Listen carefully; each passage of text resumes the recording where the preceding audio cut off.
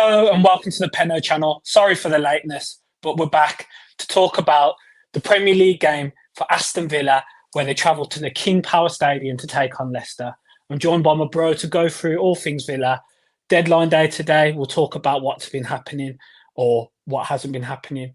And also we'll discuss the game tomorrow in the Premier League at 3 o'clock. Bro, how you doing? How you feeling about the game tomorrow? Yeah, looking forward to having Villa back as always.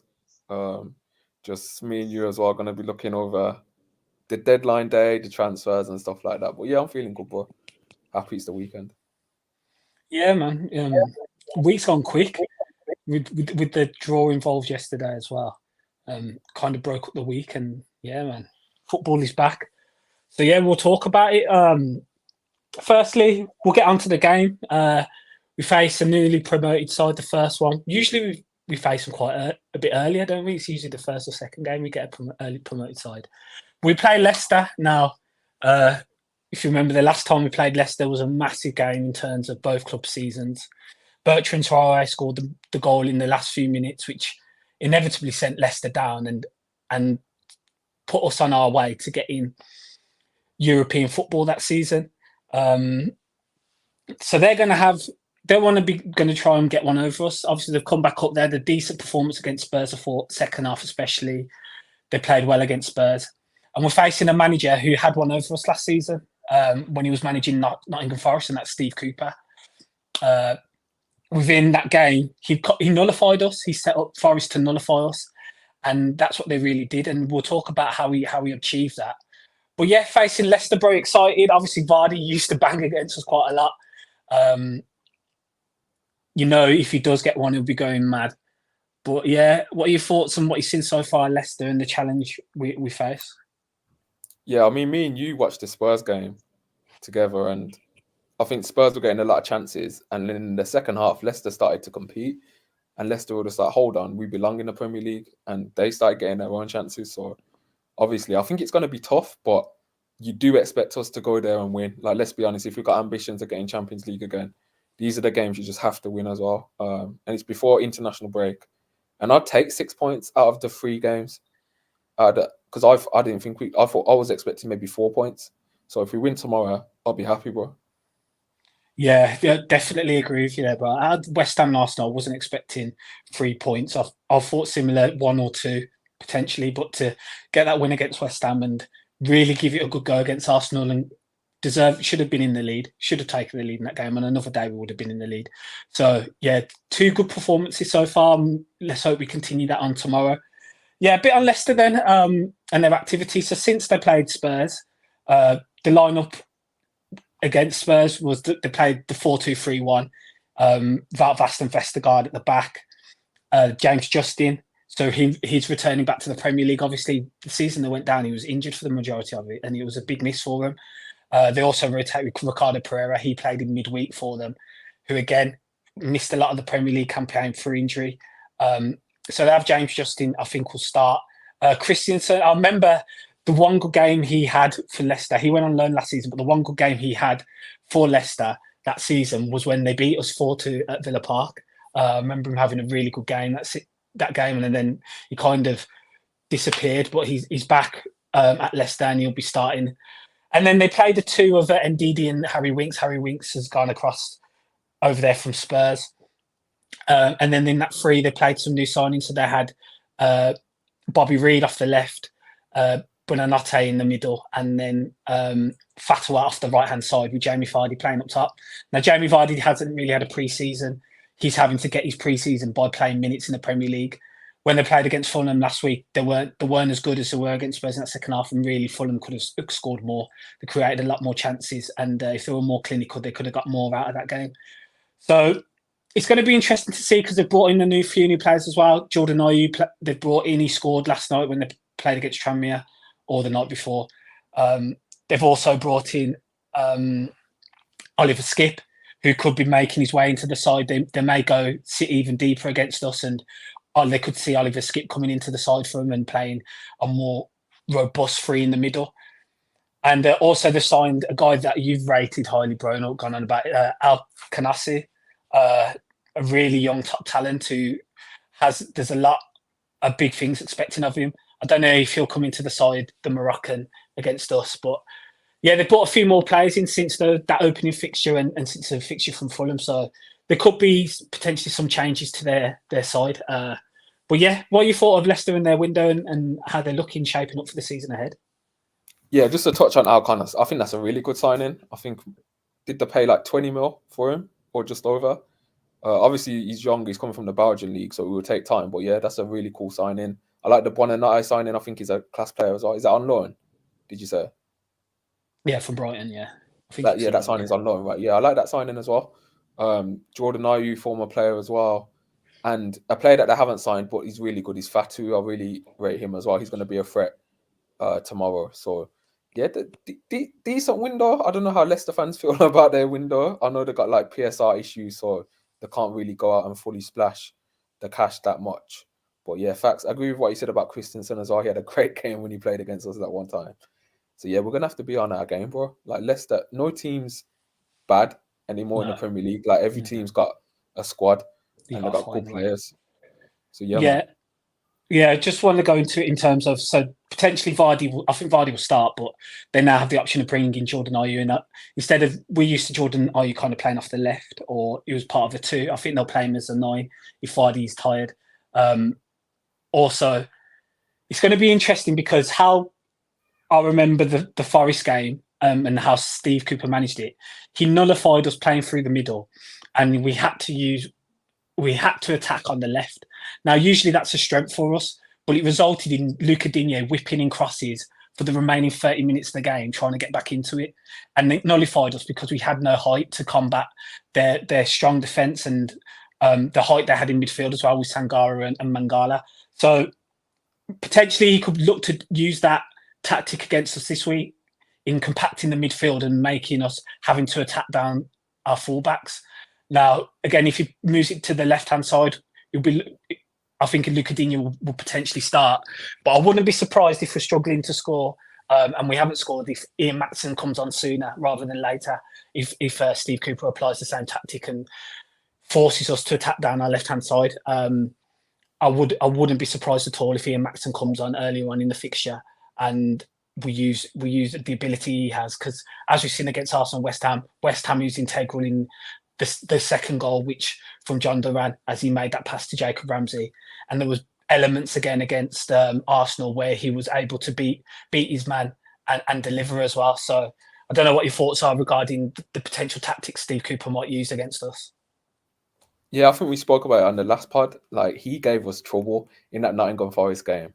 Like that was some of the worst we've played, and they pressed us well. They blocked off the spaces. We couldn't even attack through the middle. So I think we'll see something similar tomorrow as well. And I think the importance of an early goal against teams like this, like we need to take the lead.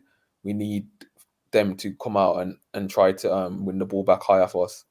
We need to get that early goal. Hopefully, take our chances this game, and I think it'll be a lot easier. Whereas if it's still 0-0 or if they take the lead, it's going to be a way harder game because they can sit back in their block and just defend space as well. Um, you said about Dean and Matson coming on. I'm really hoping Matson starts. To be honest, I hope I don't think he'll start. I don't think he'll start, but I'm hoping. No. I'm hoping both Matson and Ramsey start on our Leicester. I just think it would make us more dynamic, carrying the ball, keeping the ball up, getting players to link up with Rodgers as well, which we touched on last game. I think he was kind of missing that a little bit. Like he'd carry the ball, but he wouldn't really have anyone else around him from the midfield. So I'd love to see our left hand side completely different. But yeah, I agree with you. I think Yeah. Migin and Dean will get the start again. 100% McGinn starts, and I think Luka Dean will start again. I think it will be the same team, just with Nedeljkovic coming in on the right side. Thoughts on Nedeljkovic and the minutes he's played so far, and it looks like how we attack now. We spread our centre backs from in build up, and we like to use our full backs as well going forward a bit more. So we may be looking to attack down the right hand side a bit more. Now, if we're not looking to go down the left and try and avoid James Justin, because I do think he's a good defensive fullback, and we attack down Christian's side, could you see us maybe slanting our build up to the right side and using Nedeljkovic to attack the space? Yeah, just to touch on the Dalkovic, because obviously it looks like we're not getting a right back now. We're not getting in any new signings. Carlos and Cash both out. I'm kind of just excited just to give him minutes, man. Like, he's gonna make mistakes. He's young, but I've seen promise in some of his early games as well. And yes, we know he was at fault for the goals, partially with Trossard making the runs, etc. But man, how cool is it for us to sign one of these guys from a league that's not a top 5 in Europe, bring him to the club this summer, and he's actually going to get a chance to play, and he's going to have to learn quickly as well. And you never know, if he has a good game, he might grow in confidence and he might start doing things that we haven't seen from our right backs previously, which are really good. So yeah, I'm kind of happy. I'm kind of happy to see him get some minutes. Do you think we can use him to our advantage, though, in terms of going forward, how we build up? Yeah. The speed, 100%. Yeah. And we need him and Bailey to develop that connection now, because against Arsenal, he was kind of lacking a little bit, which is natural. So hopefully they can start to build up their connection on the ball, start linking up more as well.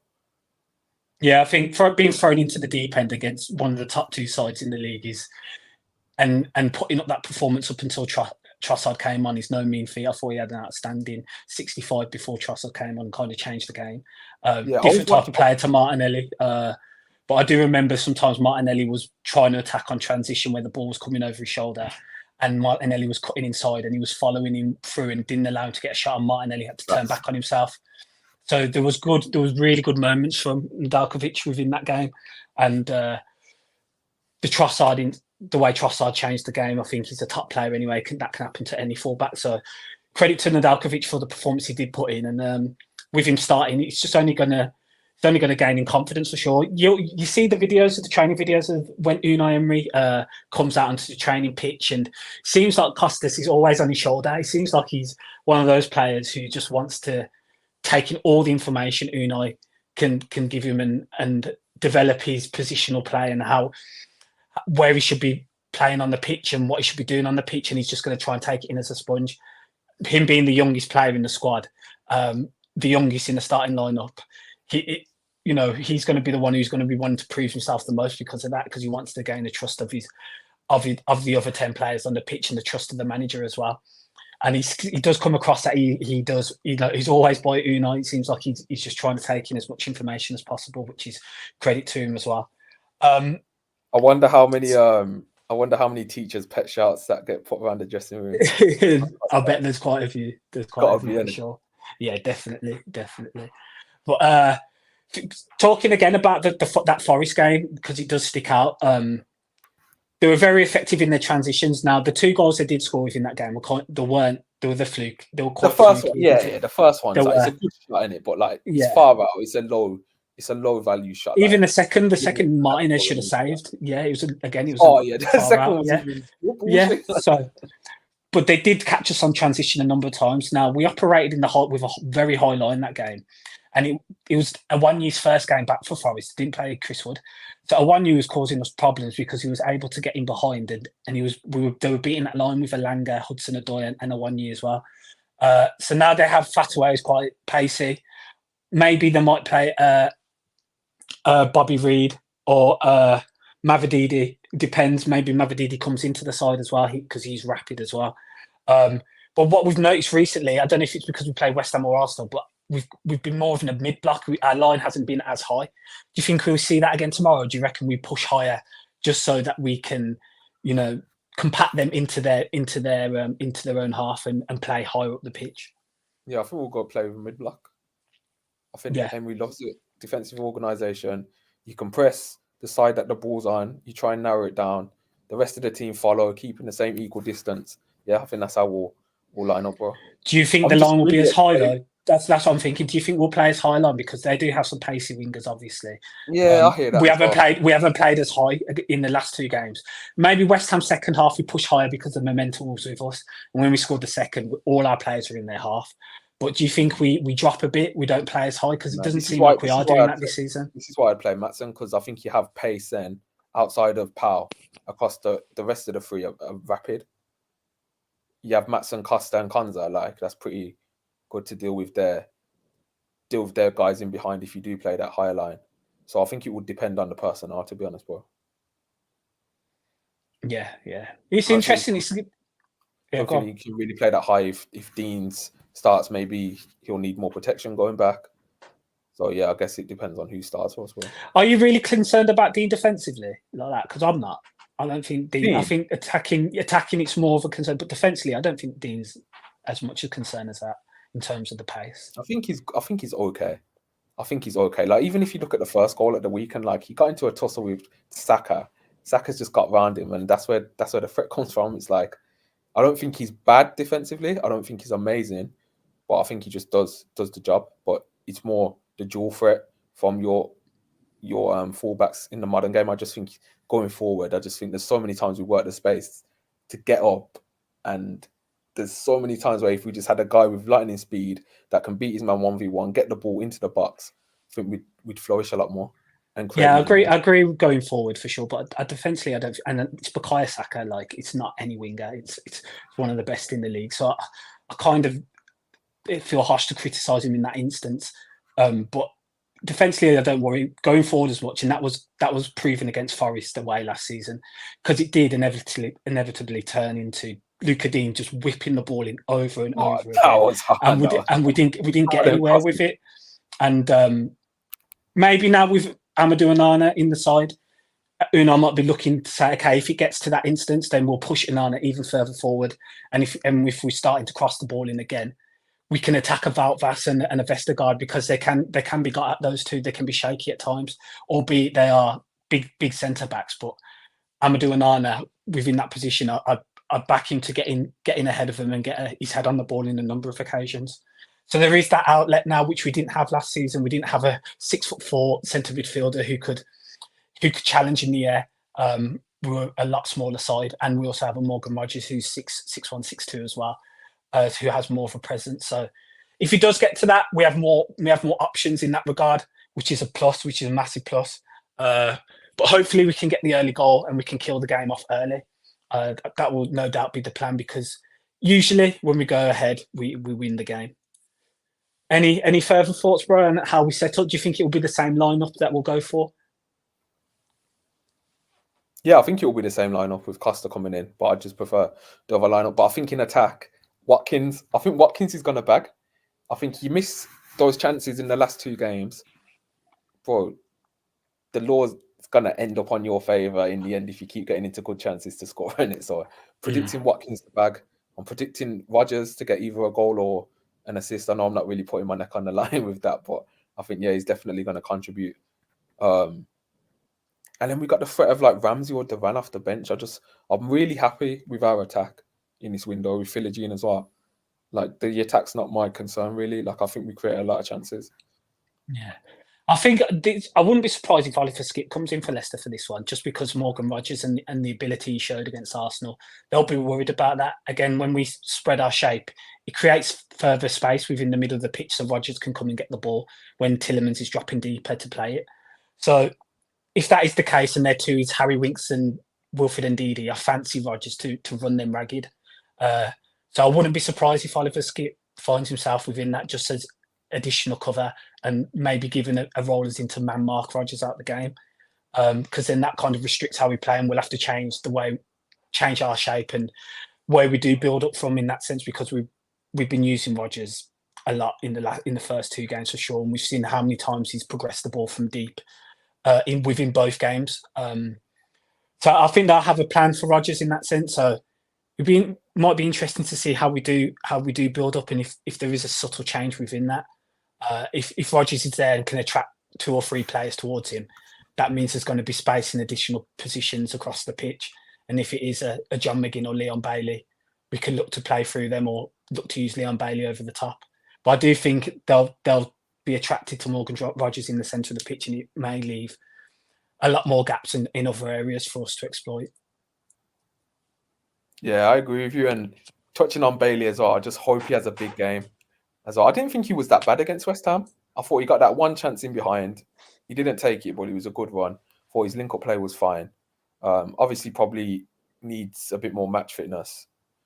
But I don't think Bailey's been bad, and I'm predicting him to have a big game tomorrow as well. Yeah. There's a few players who have been okay, but they can step up and they can get their numbers up. I think McGinn can play better, Watkins can play better, Bailey can play better. So this is a game where they could be looking to say, okay, let's set a marker here, let's get a few goals. yeah, exciting to see how we do play because again, I feel like Steve Cooper kind of will set up similarly to how he did last time, and he'll be basically asking us to attack out wide and break us down from there, not through the middle of the pitch, which as we know we love to do. Yeah, and just to get points before the international break, like I'm gutted already. Like the Premier League's getting cut short already, bro. It's only just It's started. mad. But yeah, It's mad. one more thing before you read the comments. Yuri Tillemans, former club. I think this is the first time he's played them Yeah. since he's left, bro. So let's A see how Yuri screamer. What are we Yuri saying? screaming. I'd look. Yuri screamer, or is it going to be a Barkley part 2, bro? Like, Oh yeah. The got history. options. We got options, bro. Yeah. Oh, could do. Yuri Screamer could do. I know he scored against Liverpool, but the last one was really Sheffield United, wasn't it? Where he absolutely levered that one in off the bar. Oh yeah, Could do for one that of was a them. great goal. Yeah, that That was a was a great goal. banger. I think Tielemans deserves it. He's been one of our best players so far this season, in the first 2 games anyway, for me. Really controlled the tempo of the games. Yeah, class. He's been class. A few comments in here. Pete's joined. Thanks for joining. He says Vardy will score. I think a lot of Villa fans have that over the years. Vardy tends to score against us by any means necessary, by hook or by crook. Hopefully it's 3 or 4-0, and if he does score, it has no effect on the game at all. But yeah, that will be a challenge because he'll be right up for it, and they're at home. Deontay's joined. He says happy Friday. Thanks for joining, Deontay. Kevin joined, said Villa will batter Leicester. I hope you're right, Kevin. Thanks for joining. Ryan says, thanks for joining, Ryan. He says, I think if Rodgers had another blinder, Adam should have him as the profile. I like that idea. Ryan. What are you thinking? That might have to happen. I like that. That's a good suggestion. Change it up, bro, and save Bubba for when he returns to the pitch. Deontay also says, I think it will be a tight game tomorrow. Never like playing against Steve Cooper's low block teams, especially away from home. I think he'll try to follow the blueprint for how Forest beat Villa 2-0. I totally agree with you. I think he will do, and that's going to be tough for us to break them down on the flanks. And I think their best play against Spurs, their best play came from the flanks because that second half, Adogi and Pedro Porro couldn't deal with Fatawa. And they could overread at times as well. And even when I think there's another winger Mavididi came, and I think someone else did as well, and they couldn't really handle them. So big test for Nedeljkovic because I'm sure they'll be targeting him because of his age, his experience, and also Luca Digne as well defensively. If we can win those duels and win those battles, I think we get the 3 points. Just win, Villa. I can always tell how Villa will play from the first 5 minutes, like if we're just on it or not. West Ham, we was on it. We won the ball high, and then we started playing football. Arsenal game, we was on it as well. Like you could tell, they was up for it. So yeah, that's going to be a big sneak peek into how I think the game's going to go, bro. Because that's how early goal kills the game. I think early goal just need that early goal to take the lead. So yeah, bro. We'll move on because quite a few things have happened. Yeah, I think firstly, that's a big one, and which is really nice to see, is Tyrone Mings back in training with the squad, which is massive news. Good to see him back with the squad now. Someone said full training. I'm not sure it is full training as yet. I think he's just back kicking a ball with the first team, and hopefully with this international break coming up, that gives him another 2 weeks. And then we'll see what position he is if he can start getting on the bench again. But Tyrone Mings playing back in the squad is huge news. Yeah, to be honest, last season under Emery, he was pretty solid. He improved on the ball. He cut out most of the mistakes he'd been making before. So yeah, I'm just hoping that he's the same player after a massive injury. Because boy, looking at our squad, we need all the defenders we can get, man. Like that's how I feel. Yeah, and moving on into that and the transfer window, there's no more incomings unless something mad happens in the next few hours. But I think the general understanding is that Villa are not going to be making any more incomings. Now, how's your raw feeling regarding that? I think we're very objective people. We understand that PSR is a big. It's got us in a chokehold basically with what business we can do, and that's been clear throughout this window. If Villa could spend more and had the ability to do that, they would. But for next season, future planning, We don't want to be in a position like we are this summer, like we were this summer, and have to sell our best player. And some might say for less than we would have hoped for. So, being objective here, bro. What are your feelings regarding the window? My feelings are more about like questioning the squad planning overall. So like I can take into consideration PSR. I can take into consideration the squad cost ratio in it. But then I just think like certain things, like say for example, so Enzo Berenatrea coming in that deal. Obviously, our hands were tied a bit with that deal, and we had to select 2 players. So we end up bringing in Enzo, but then the Ross Barkley deal still goes through. So like you're blocking a guy that you're gonna bring in from Juve. You're blocking his minutes by still signing a guy this window that's a centre midfielder as well. So that's one of my issues with the squad planning, like talking about understanding the rules and whatever. But I still think certain decisions are just questioned. What I do like about the window, I was going to say, bro, regard that. I just want to say, in regard to that, I think it was Weston McKennie we wanted. It wasn't Enzo Barrenechea. If we're being bluntly honest, that's who we wanted, and I think Weston McKennie would have been that right back cover as well. Yeah. So then, do you not think to then change now that you're getting a centre midfielder in? You've obviously looked at him. You've obviously signed him. You've added him to the deal. Would you not think to then maybe think, okay, how are we gonna do this long term? Because we paid 9 million for him, and we know, like apart from Kellerman, I'll give Kellerman was a great deal. We know we're not normally the best at selling after a guy goes on loan, in it. So that's just my thing. I think it was a market opportunity where we're in a position we're in the deal for Douglas Luiz. Weston McKennie wasn't coming, who was going to be that option to play at right back. So then we've gone for, okay, what 2 players? Matteo Sol, we wanted him. He didn't want to leave Italy. So it was then, what 2 players within that can we get, which we can potentially use within our squad, or over the coming years we can increase their market value. So if they aren't part of the squad or they never do play, we can make a profit on those. I think that was the plan, the idea there. So they've picked out 2 players that they thought that was the case. Obviously now, as we've seen, the surplus to requirements for this season. I want to stress that. Maybe not in the future, but for now, they've been sent out on loan to get first team football because we can't promise them that. But as I said, I do think Weston McKennie was the plan, and he was the plan to be the right back cover, and that didn't happen. Which is hilarious in itself, by the way. But my thing is on that, I hear what you're saying, and I agree with some of your points. But then you have Enzo in now. The reason we've heard about Enzo going out on loan is because he wanted to go. Like Emery was happy to keep him around, but he's not getting into the squads. He's not even getting into the squads. Why is he not getting into the squads? Because the signing we've made this window is blocking his path.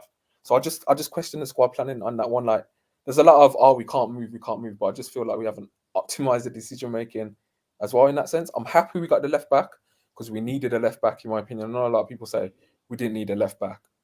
Would have liked us to actually move one of the guys on permanently. I know it's hard and I know it's a tough market, but at the same time, it is their job as well. So I would have liked to move on a left back, free up the wages, and then bring in Maatsen. But bro, last season I said to you about the defense, man. Like, we gave up the 7th most chances in the league. We gave up a lot of chances. Now I hear it about it got worse with Kamara, and you'd hope Anana would be that guy to come in now so that we have more protection. The trend so far is we're still giving up a lot of chances in the game, but it's been against 2 good teams, so we'll see later on. But the right back, bro, I just really wish we added the right back this window. I think it's a massive, massive miss because Emery wanted a right back. We've arguably needed a right back for the past 2 seasons, maybe even 3. So yeah, got it about the right back. But happy Philogene came back as well. I do like that signing. Yeah. So yeah, I don't mind our attack. I like our attacking options. We've kept Duran. I like that a lot. It's just the defense for me. Oh, I'm going to play devil's advocate with that, with the defensive numbers. Okay, so firstly, a lot of our defensive numbers, the goals conceded were through set pieces. We report set pieces. Now, we brought in a player who is of the stature who will be great for us in defensive set pieces in terms of Amadou Onana. We've now not playing Ezri Konsa as a right back. He's now playing in his natural position, most may say, as a centre back. And then we're playing an auxiliary right back, which is either Cash or Nedeljkovic. So again, our build-up will change in the terms of we've already seen it. We're not building up in the same manner as we had previously. So there may be less reasoning for Ezri Konsa to play at right back throughout this season, unless it's extreme circumstances and it's necessary. But with that in mind, with the change in how we build up and how we're playing, the additions of a midfielder who will be crucial in our defensive set pieces and hopefully will improve those numbers. And potentially them looking at Nedeljkovic and thinking, okay, this guy is better than we anticipated at his age.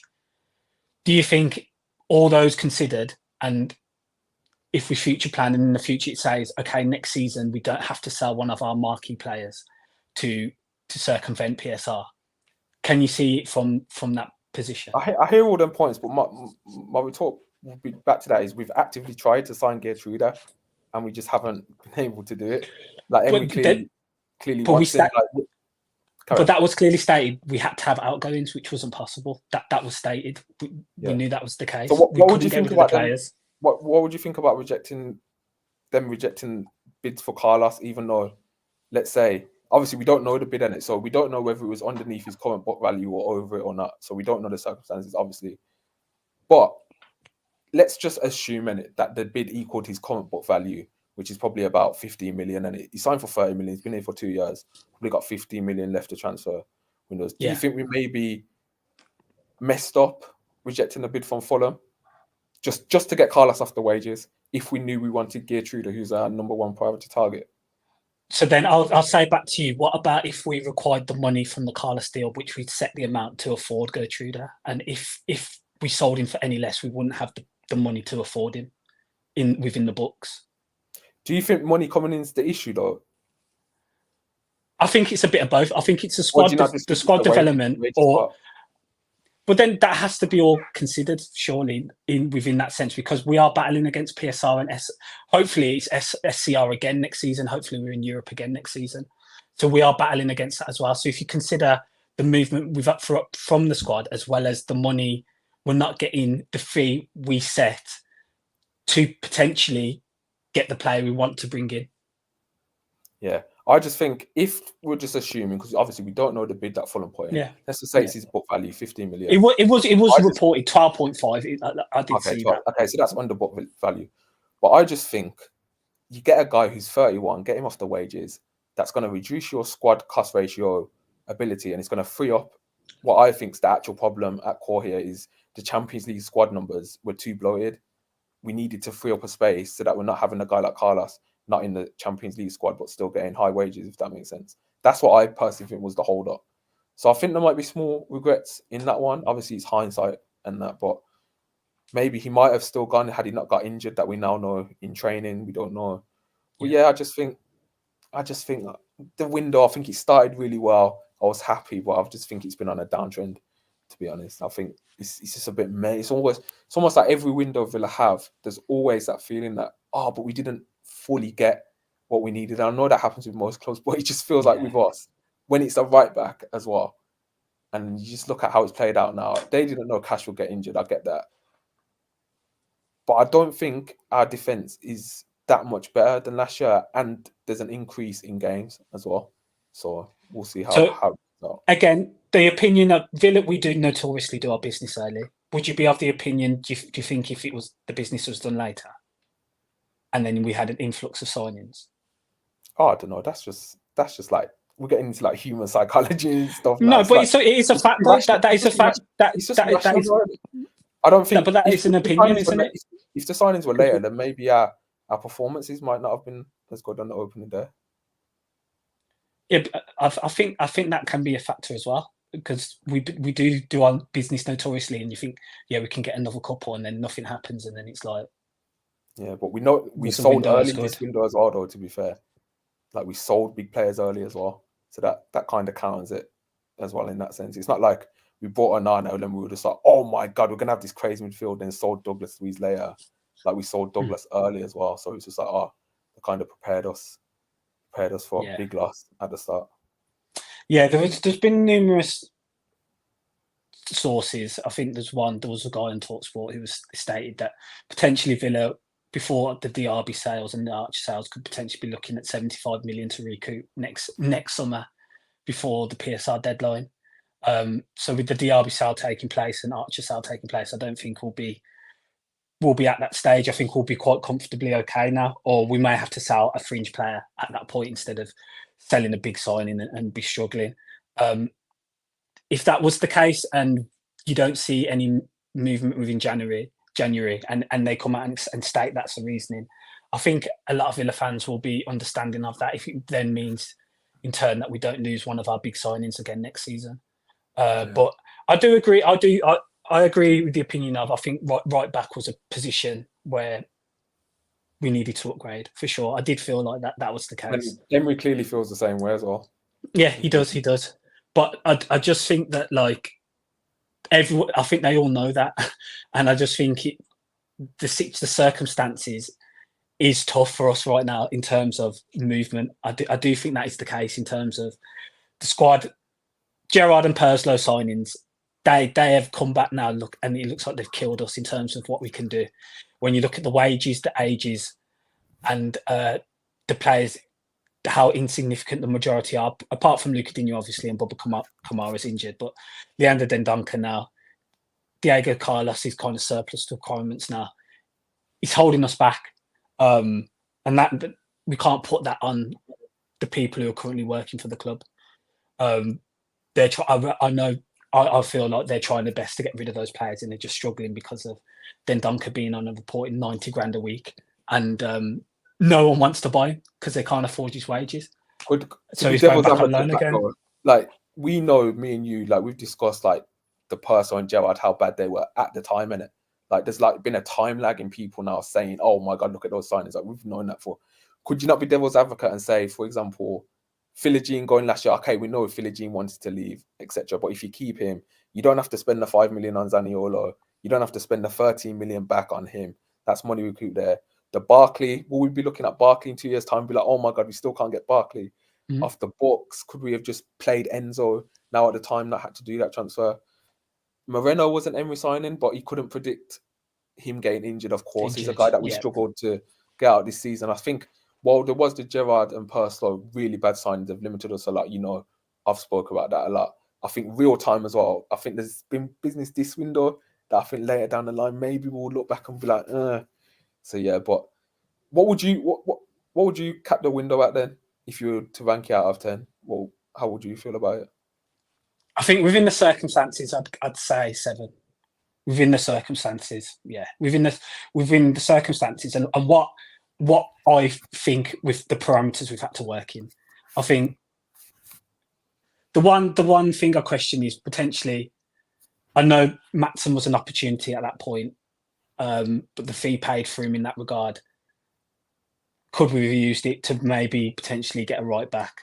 Who knows? Because Maatsen is a quality player, and I think when he does get into the first team and starts regularly, I think he does change. He adds a new dynamic to our side. So going forward, that might potentially be, Maatsen might double his value. Do you know what I mean? And be really, really, really crucial for us. But I do think, I agree with you, bro. I think a right back was always the position we thought we needed to upgrade on. And now with Matty Cash being injured, it's only 3-4 weeks, but we saw what happened with injuries last year towards the end. It ended up with Kane Kessler-Hayden and Alfie Munro playing in semi-finals of Conference League, coming off the bench. You know, we were down to the bare bones at the end, and we're playing tougher fixtures in Europe and the same amount of competition. So yeah, and Cash Scott Hope, the injury. If we that hamstring, isn't it? He has. He has on a number of occasions. We just hope that it's a season where the injuries don't. We have a season like Arsenal did last season, where the majority of the squad was fully fit throughout. Because and if we want to go through it now, we'll do really well. Want to go through the defense? Okay, we got Dean and Maatsen. Would you say that's probably arguably our strongest? No, facts. If we say guys that are available right now, we know Carlos and Cash are injured. Dean and Maatsen, he's looking at the left back. Powell's on his own at the moment. If Powell gets injured, like he has no, like I don't even know. Would Bogard go to left centre back? Bogard comes straight in and goes to left centre back. Big ask of a guy, but yeah, Powell's. We need Mings to hopefully just be back in the next month. and just to be back. But then, this is it now? Do we think Lamar Bogart's ready? Because we talk about Lamar Bogart and how good we think he is. Bro, like Premier League, he's never played a Premier League game, so it's a wait and see for him. But I think I'll back off the youngsters. There've been some good comparisons made. The one is Kwanzaa. So last season, Kwanzaa was playing in the same league. Well, the season before, sorry, he was playing League One football, the same as Lamar Bogart has played. That was his experience. He came into the side and was very good. Conor Bradley was similar. He came into that Liverpool side, thrown in the deep end because they had no Trent available, and we saw how good he was as well. Liverpool are only a place above us in the league, so we may be thinking, okay, we have these great academy of talents. Let's see how they do. Let's see how they work if it does come to that.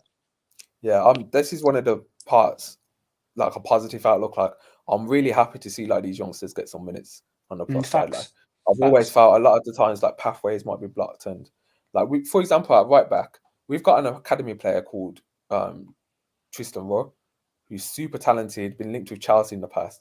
Maybe he might even get like a chance in the club if we've got like injuries in that. Like I just hope the pathway might be a bit clearer this season as well for certain guys like that as well. Now I think it is, and I think Emery's shown that with starting Nedeljkovic, just throwing him in there, because I think the majority of people would have been like, Konsa's going against Arsenal, Konsa's going to go to right back and Carlos is coming in here. But no, it's like, no, Costa starting. That's it now. That position's his. Whilst Matty Cash is injured for sure, and potentially if he performs, it might be his position. So I think we're set in that sense that Unai's now he trusts the youth within our squad, and he's more than willing to give them game time and opportunities. And I think... Carry on, sorry.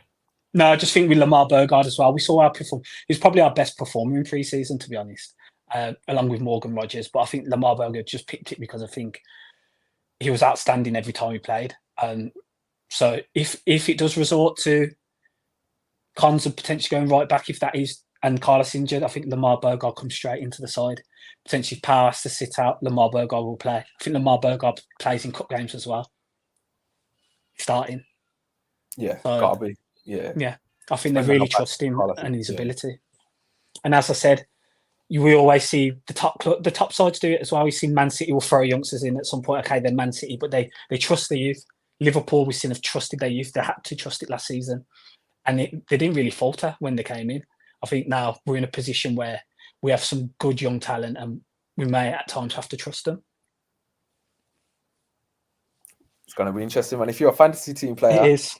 Nedeljkovic. Yeah, getting Nedeljkovic, 4 million. 4 million. Yeah, he looks like a dead set to be starting our games now. He does, for sure. He does. But yeah, it's interesting. It is really interesting because I do understand where the club will come from, and then I do understand fans' frustration as well. I get both sides of it. Fans are going to be frustrated because they're going to think Champions League football, you see a club like Chelsea spending, okay, they have the revenue generated, etc. But they're in the Conference League, you see them spending X amount of money, and Villa are restricted and they can't spend anything when they're playing in the best club competition in the world. I'll ask you a question. When they want to, and then they have the funds available with no debt in the club. Do you think we could have had the same window without Champions League? Because I'm on the side of would have, but yeah, I think so. Yeah, that's probably maybe Ian Maatsen wouldn't have come. Maybe Ian Maatsen. Yeah, but I think apart from that, we could have done. So yeah, because at the moment it's Onana, Maatsen, Barkley, Philogene that are actual additions that are staying around, isn't it? Those are the 4 guys. But then are we limited to who we can get? You say Champions League football, but then it's like, okay, are you talking about in terms of the players who would come because a club has got Champions League football are going to cost £50 million minimum in that region and going? Do you know what I'm saying? What do you think? I was going to ask you this the other day. What do you think, looking back, thinking that Onana was second choice to Gallagher? Do you think they were going to ask Gallagher to play that DM role? Like, that seems crazy to me. Like, looking back, like, what was the idea with Gallagher? Because now we know Gallagher only didn't sign for Aston Villa because he wanted to decide his future after the Euros. And we were like, no, we're not waiting for you. We'll just sign Onana instead. Gallagher's an interesting one. I don't know where they were considering playing him.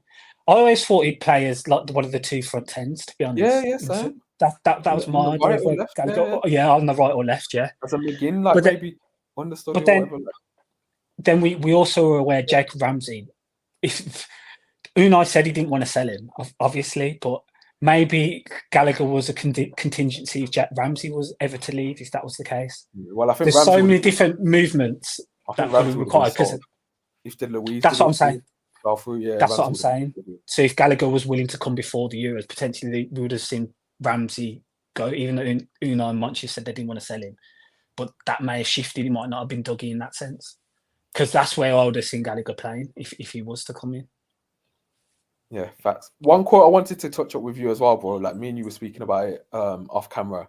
Enzo Barrenechea. So there's been reports from Spain saying Emery wanted to keep him, but Enzo asked him to leave on loan, and Villa were reluctant, which is what collapsed the deal in the first place. But then he said Unai had a change of heart, and the reason was Unai said he might have to use one of his midfielders as centre backs this season. Do you think we could see Kamara as a centre back with Onana and Tielemans in the pivot? Firstly, I want to say Spanish journalists, they're hit and miss. So I don't take everything as gospel from Spanish journalists or Spanish media. But could I see Kamara playing centre back? I mean, why not? We'll see. Obviously, we'll see when he's back and how we look to fit him into the side. But why not? He has experience playing. He's played Europa League games for Marseille and League One games at centre back. So they may have that in mind as well. They may have the option of, okay, Boubacar Kamara, we know he can play a multitude of positions.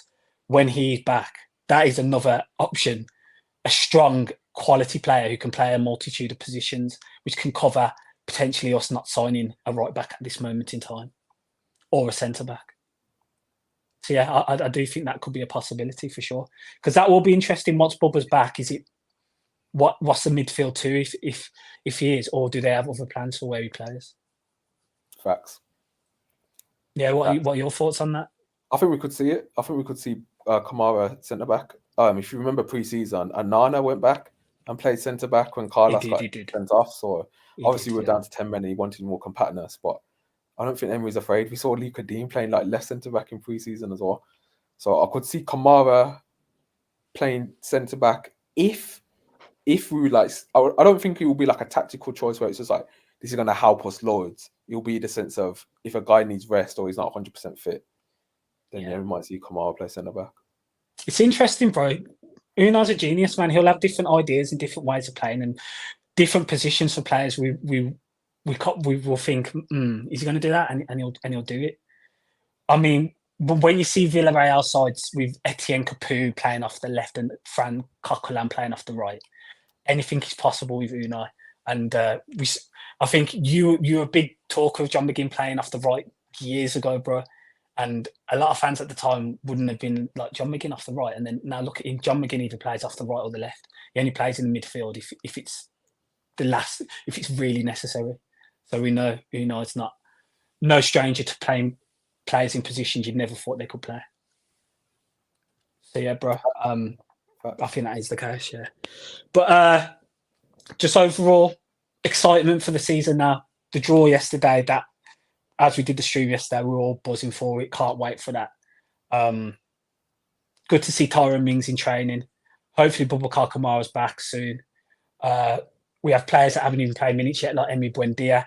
We'll see how he integrates. Obviously, the international break, if he doesn't get on tomorrow, that'll give him another 2 weeks as well to get his fitness up, get his sharpness up, and be ready for this season, because it's going to be one hell of a season, man. And there's so many games. But I think Unai, he said in his presser today, he's very, very happy with the squad. And I believe him. Was that an Unai happy or was that a Pep Guardiola? No, I believe him. I personally think Emery's really good at hiding publicly, like how he really feels sometimes. I think. I had a really good example of what I was going to think of, where in the media he'd been cool, but behind the scenes he'd like lost his head. It's actually slipped my mind now, but yeah. That would be after performance. That was probably after like Man United or something. Yeah, when Man United, when he was like, it's amazing, 36 points. Was it, where were we then? Second in the league. He would have read the right act in the dressing room. And read exactly, for sure. But yeah, I think Unai will be gutted that he hasn't got Guedes. It seems like that was we've been told and briefed that was the number one target. So yeah, for sure, for sure. But yeah, bro, exciting times. And a few comments. Ken, thank you again for the super chat. I know you did on last time. We really appreciate that. Thank you for doing that. Nick has joined. Thanks, John. Nick, he said Villa will be the villain dark horse in the Champions League. I hope you're right. Good fixtures. We have great fixtures. And who says we can't? Like, who says we can't at all? We have the manager who has the experience of getting a side who is probably not in a better state than we are to a semi-final. So why not? Kevin says West Ham fans still think they're getting Duran. Don't believe so, to be honest. Now I think it's a bit too little, too late. Now regarding yeah, I saw regards some to of that. Duran, Like them Duran rumors. He posted on his Instagram story today, though. he Like, did training. he looks happy. He's tagged Villa and his agent. So He was let's gas. see, man. There's a claret and blue heart. I was just like, is he trolling? Is he actually going to West Ham? And tagged us as if to say I'm glad. Nothing's out of the question with that guy because he looked happy as anything, and it looks like he's forming a little friendship group with like Matson and Ramsey and Rodgers. He likes Rodgers That as well. little attacking quartet. He calls Rodgers Neymar on his. Does it? Oh, he got that off me. I was on the first one. I tweeted it. I tweeted him for that. Warren Mundo said the fact that we have learned our two signings from the Douglas deal is mystifying. That is one that is just, we're going to have to wait to the future to see how that pans out for sure. And I can understand why fans do think that's mystifying as well. I see it as just getting the players game time because we were kind of strong on getting this Douglas deal across, and we were put in a position where we had to get two players. Potentially, we didn't see where they'd fit in the squad, and we're going to get them some game time out online for the season, and then reassess next summer. Flange has joined. Evening, all she said. Thanks for joining. She said late to the party. No, we appreciate you joining. Thanks for being in here. And also Michelle says hi, Villans. Thanks for joining, Michelle. But yeah, bro. Anything else you want to add?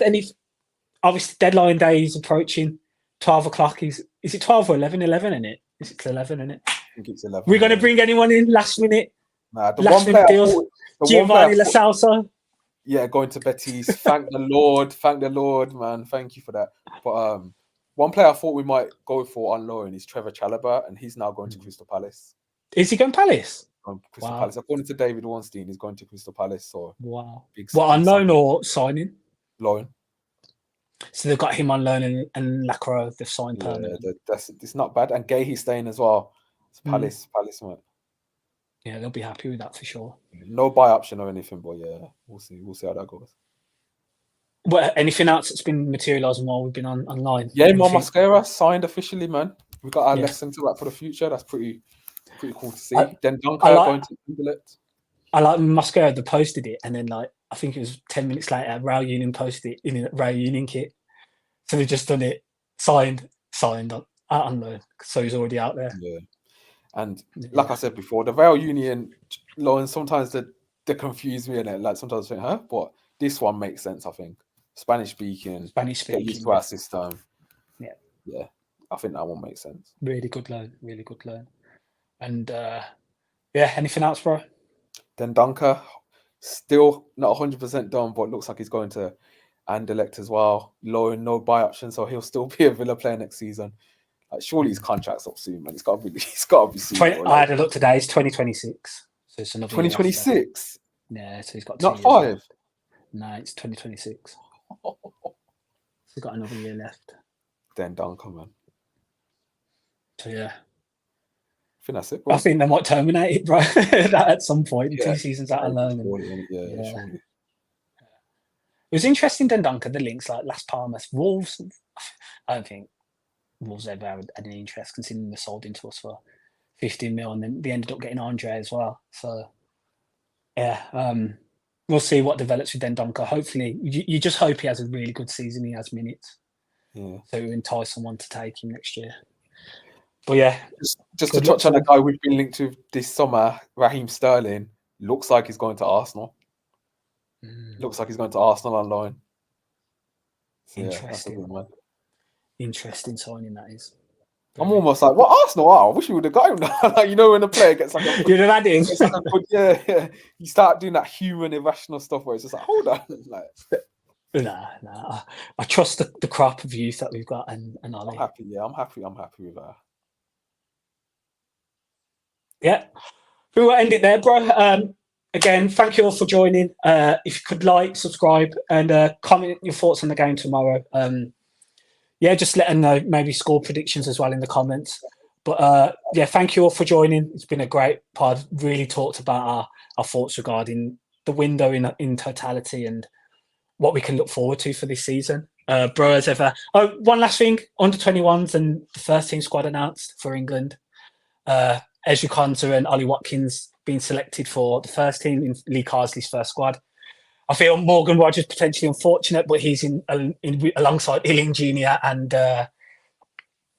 and Philogene in the under 21s. So Yeah. 3 of the 6 attacking forwards for the under 21s are Villa players, and then obviously you got Ezri and Ollie within the first team. But yeah, I do think considering Carsley's called up Noni Madueke, you know, Morgan Gibbs-White, and Gal Gomez. He's taken a fair few of those under 21 players that he had. Morgan Rogers can count himself unlucky not just to miss out on the first team squad, but there'll be ample opportunities. I think Jacob Ramsey will work his way into there as well. The more minutes he starts getting. Yeah, I weren't sure with Rodgers. I thought maybe the Arsenal game and like how many eyes were on him and how impressive he was might have just swayed it. But yeah, I'm not going to say it's a robbery, but Nah, I was a bit gutted for him. I was a bit gutted for him a little bit, but yeah, his time's coming. He'll get an England call up this season. 100%. Well, and that front three, that Villa ball there, even if they play Rodgers in the 9, Philogene and Illing off either side. Yeah, man. Let's see how that works. I will be tuning into that for sure, as well as the England games. But yeah, bro. King Power tomorrow. Let's win, man. Let's just get 3 points. Let's get 6 points going into the international break. Perfect. Almost perfect start.